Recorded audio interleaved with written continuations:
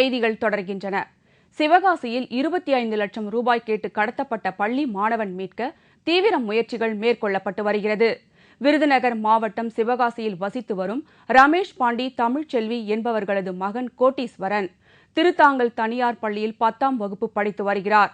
இவர் கடந்த 30ஆம் தேதி பள்ளிக்கு சென்றவர் வீடு திரும்பவில்லை என்றும், இதைத் தொடர்ந்து அந்த மாணவன் அப்பா ரமேஷ் பாண்டிக்கு தொலைபேசியில் இந்தியில் பேசிய மர்ம நபர் ஒருவர் கோட்டீஸ்வரனை தாங்கள் கடத்தியதாகவும் அவனை விடுவிக்க வேண்டும் என்றால் 25 லட்சம் ரூபாய் வேண்டும் என்று மிரட்டல் விடுத்துள்ளார். 11 மணிக்கு அந்த போனை அட்டன் பண்ணி இது என்னன்னு சொல்லி கேட்கும்போது அவங்க என்ன சொல்றாங்க அப்படின்னா, இந்த நம்பருக்கு யார் ஃபோன் பண்ண எனக்கு ஹிந்தியில் கேட்டதுக்கு நீங்கள் அவங்க உடனே எனக்கு சொல்லி நீங்கள் எதுவும் பேச விரும்பலை, நீங்கள் ஒரு 25 லட்ச ரூபா இந்த அக்கௌண்ட்டில் போடுங்க, அவங்க பையனை பற்றி அப்புறமேல் பேசுவோம் அப்படின்னு சொன்னாங்க.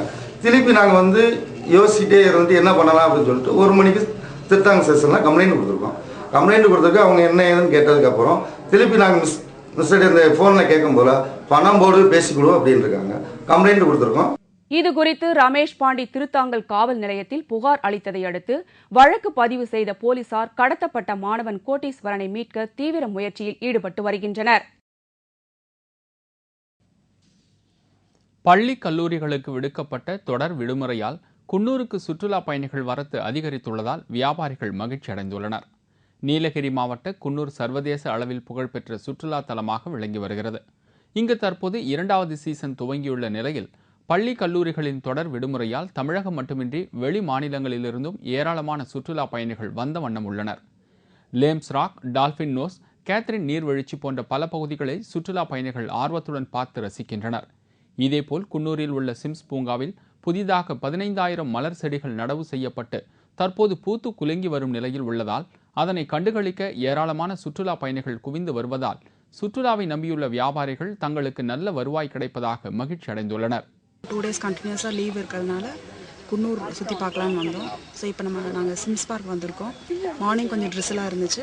இப்போ கிளைமேட் ரொம்ப ப்ளசண்ட்டாக இருக்குது. இந்த பூக்கள்லாம் ரொம்ப அழகாக பூத்துருக்கு. ரொம்ப நல்லா இருக்குது. நல்லா என்ஜாய் பண்ணுறோம். பெரம்பலூர் அருகே அரசு பள்ளியில் ஆசிரியர் பற்றாக்குறையை தீர்க்க கோரி மாணவ மாணவிகள் வகுப்புகளை புறக்கணித்து ஆர்ப்பாட்டத்தில் ஈடுபட்டனர். பெரம்பலூர் மாவட்டம் வேப்பூர் அருகே உள்ள கீழ்பெரம்பலூர் அரசு மேல்நிலைப் பள்ளியில் சுமார் 1000க்கும் மேற்பட்ட மாணவர்கள் படித்து வருகின்றனர். கடந்த ஓராண்டு காலமாக இந்த பள்ளியில் போதிய ஆசிரியர்கள் இல்லாத காரணத்தால் பொதுத் தேர்வில் மாணவர்களின் தேர்ச்சி வெகுவாக குறைந்துள்ளது. இதையடுத்து காலியாக உள்ள ஆசிரியர் பணியிடங்களை உடனடியாக நிரப்ப கோரியும் மாணவர்களின் கல்வி தரத்தை உயர்த்த வலியுறுத்தியும் இந்த பள்ளி மாணவர்கள் சுமார் 1000 பேர் வகுப்புகளை புறக்கணித்து ஆர்ப்பாட்டத்தில் ஈடுபட்டனர்.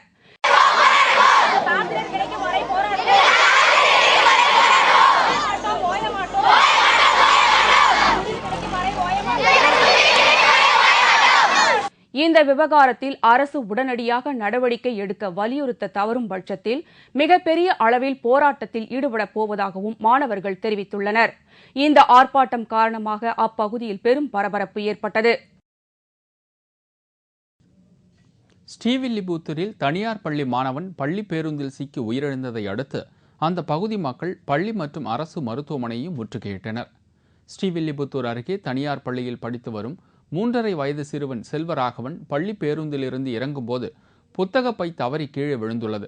இதை எடுக்க முற்பட்ட சிறுவன் மீது பேருந்து ஏறி இறங்கியதை அடுத்து சம்பவ இடத்திலேயே உயிரிழந்துள்ளான். தகவல் அறிந்த பள்ளி நிர்வாகம் சிறுவனை மருத்துவமனைக்கு கொண்டு சென்றுள்ளனர். அங்கு சிறுவனை பரிசோதித்த மருத்துவர்கள் சிறுவன் இறந்ததை உறுதிப்படுத்தியுள்ளனர். தகவல் அறிந்த சிறுவனின் உறவினர்கள், பெற்றோர் மற்றும் பொதுமக்கள் பள்ளி நிர்வாகம் அரசு மருத்துவமனையை முற்றுகையிட்டு மறியலில் ஈடுபட்டனர். சம்பவ இடத்திற்கு விரைந்த போலீசார் பாதிக்கப்பட்டவர்களிடம் பேச்சுவார்த்தையில் ஈடுபட்டு உரிய நடவடிக்கை எடுக்கப்படும் என்று உறுதியளித்ததை அடுத்து மறியல் கைவிடப்பட்டது. கடலூரில் பள்ளி ஒன்றில் நடைபெற்ற நிகழ்ச்சியில் வாட்டிக்கன் நாட்டின் இந்திய தூதர் கலந்து கொண்டு மாணவர்களுக்கு சான்றிதழ் வழங்கினார்.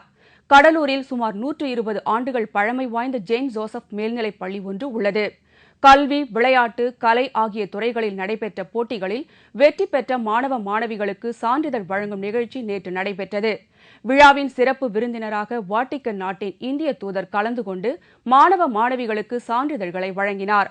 மேலும் இப்பள்ளியைச் சார்ந்த 32 மாணவிகள் ஜனாதிபதி விருது பெற்றது குறிப்பிடத்தக்கது. இதைத் தொடர்ந்து வாட்டிக்கனின் இந்திய தூதர் பள்ளி வளாகத்தில் மரக்கன்று நடும் விழாவை துவக்கி வைத்தார். இதில் பள்ளியின் முதல்வர் ஆக்னல் அடிகள் உட்பட ஏராளமானோர் கலந்து கொண்டனர். விழுப்புரத்தில் மதுவிலக்கு பிரிவு காவல்துறையினர் அதிரடி சோதனை நடத்தி 1 லட்சம் மதிப்புள்ள மது பாட்டில்கள் மற்றும் இருசக்கர வாகனங்களை பறிமுதல் செய்தனர். விழுப்புரம் மாவட்டத்தில் கள்ள சாராயத்தை தடுக்கவும், புதுவையிலிருந்து தமிழக பகுதிக்கு மது பாட்டில்கள் கடத்தப்படுவதை தடுக்கவும் விழுப்புரம் மாவட்ட மதுவிலக்கு பிரிவு காவல்துறையினர் பல்வேறு தடுப்பு நடவடிக்கையில் ஈடுபட்டு வருகின்றனர். இந்நிலையில் புதுச்சேரியிலிருந்து விழுப்புரம் வந்த தனியார் பேருந்தில் நடத்திய சோதனையில் 6 பெண்களிடம் இருந்து ஏராளமான மது பாட்டில்கள் பறிமுதல் செய்யப்பட்டது.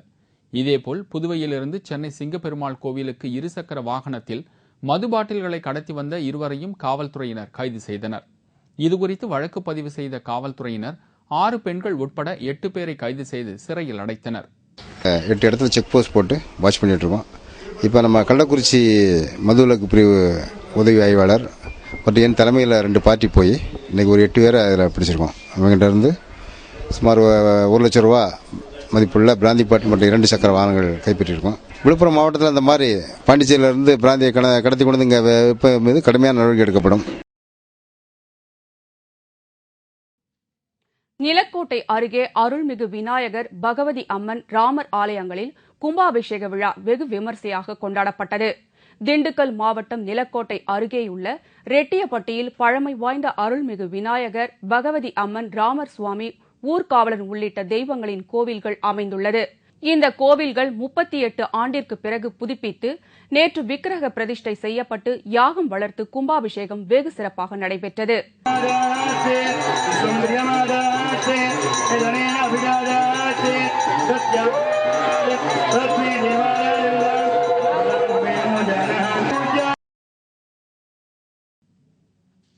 கரூர் அருகே பட்டப்பகலில் வீடு புகுந்து தங்க நகைகளை கொள்ளையடித்துச் சென்ற முகமூடி கொள்ளையர்களை போலீசார் தேடி வருகின்றனர். கரூரை அடுத்து சுக்காலியூர் பகுதியில் வசித்து வரும் ரமேஷ்குமார் என்பவர் தனது வீட்டை பூட்டிவிட்டு பொள்ளாச்சியில் உள்ள உறவினர் வீட்டிற்கு திருமணத்திற்கு சென்றுவிட்டு நேற்று மாலை வீடு திரும்பியுள்ளார். அப்போது ரமேஷ்குமார் வீட்டை திறந்து உள்ளே சென்றபோது வீட்டின் பின்புறம் கதவு திறந்து கிடந்ததைக் கண்டு அதிர்ச்சி அடைந்தார். மேலும் வீட்டில் வைக்கப்பட்டிருந்த தங்க நகைகள் கொள்ளையடிக்கப்பட்டது தெரியவந்தது. இதுகுறித்து ரமேஷ்குமார் பசுபதிபாளையம் காவல் நிலையத்தில் புகார் அளித்ததின் பேரில் சம்பவ இடத்திற்கு விரைந்து வந்த போலீசார் நடத்திய சோதனையில் 8 பவுன் தங்க நகை மற்றும் 25,000 ரூபாய் திருடிச் சென்றது தெரியவந்தது. இந்த கொள்ளை சம்பவம் குறித்து போலீசார் வழக்கு பதிவு செய்து கொள்ளையர்களை தீவிரமாக தேடி வருகின்றனர். பட்டப்பகலில் நடந்த இந்த கொள்ளை சம்பவத்தால் அந்த பகுதியில் பெரும் பரபரப்பு ஏற்பட்டது. போயிட்டு 10-12 முகூர்த்தம் முடிஞ்சுன்னு 1:30 மணிக்குள்ள 1:50 அங்கே வந்துட்டோம் சார். வந்து பார்த்தா இந்த பக்கம்லாம் கூட்டி இருந்துச்சு, திறந்து பார்க்குற அந்த பக்கம் வந்து எல்லாம் ஓப்பன் ஆச்சு சார். இந்த பக்கம் கதவு திறந்தது எல்லாமே திறந்துச்சு சார். பீரால கிட்ட சாத்தி வச்சுருந்தாங்க. அப்புறம் வந்து பஸ் சார் கத்திட்டு அழுதுகிட்டு வெளியே வந்து கூப்பிட்டு எல்லாம் கூப்பிட்டு சார். கூப்பிட்டு பார்த்தா அப்புறம் எல்லாத்தையுமே தொட வேண்டாம் அப்படின்னாங்க. எல்லாம் பணம் என்ன ஒரு டைம் போன நகை இருந்துச்சு சார். எல்லாம் தூக்கி போயிட்டாங்க. கோவையில் தனியார் மேலாளரை கொலை செய்துவிட்டு நாடகம் ஆடிய நிறுவன டிரைவர் உட்பட 3 பேர் கைது செய்யப்பட்டனர். கோவை பீளமேடு பகுதியில் இயங்கி வரும் தனியார் நிறுவன மேலாளர் சத்தியமூர்த்தி கடந்த மாதம் 16ஆம் தேதி மர்ம நபர்களால் வெட்டி கொலை செய்யப்பட்டார். அவரிடம் இருந்த பணம் மற்றும் காரை மர்ம நபர்கள் கொள்ளையடித்துச் சென்றனர். இந்த கொலை குற்றவாளிகளை பிடிக்க தனிப்படை அமைத்து போலீசார் தீவிர விசாரணை நடத்தி வந்தனர். இந்த நிலையில் கொலை செய்யப்பட்ட சத்தியமூர்த்தியின் நிறுவனத்தில் ஓட்டுநராக பணிபுரிந்து வந்த விக்னேஷிடம் போலீசார் தீவிர விசாரணை நடத்தினார்கள். இதில் ஓட்டுநர் விக்னேஷ் நண்பர்களுடன் சேர்ந்து மேலாளர் சத்தியமூர்த்தியை கொலை செய்தது தெரியவந்தது.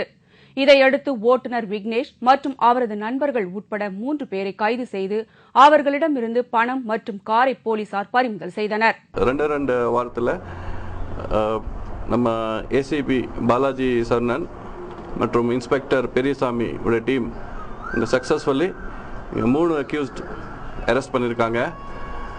அந்த 3 அக்யூஸ்டில் முக்கியமான அக்யூஸ் வந்து அந்த வீடு ஓனர் இருக்காரு, அவருடைய டிரைவர் தான்.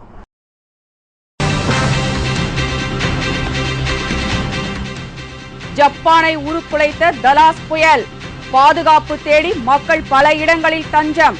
விவரம் இடைவேளைக்கு பிறகு.